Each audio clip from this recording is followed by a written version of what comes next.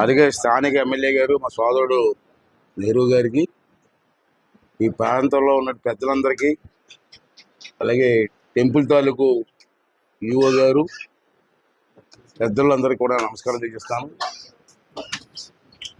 ఈవేళ చాలా సంతోషంగా ఉంది. కారణం ఏంటంటే, నేను స్పీకర్గా ప్రమాణ స్వీకారం చేసిన తర్వాత మొట్టమొదటి కార్యక్రమం ఈ కార్యక్రమం. నాకు ఎందుకు సంతోషంగా ఉందంటే, మొట్టమొదటి కార్యక్రమం వెంకటేశ్వర స్వామి తాలూకు కార్యక్రమంలో పాల్గొనడం చాలా ఆనందంగా ఉంది నాకు.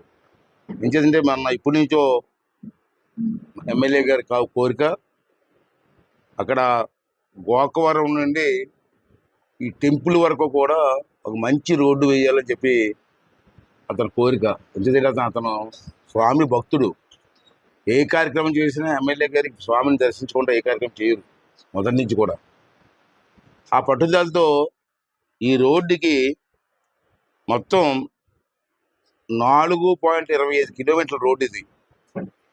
దీనికి 3,75,00,000 రూపాయలు మరి శాంక్షన్ చేయడం జరిగింది. దాని సందర్భంగా శంకుస్థాపన చేసాం.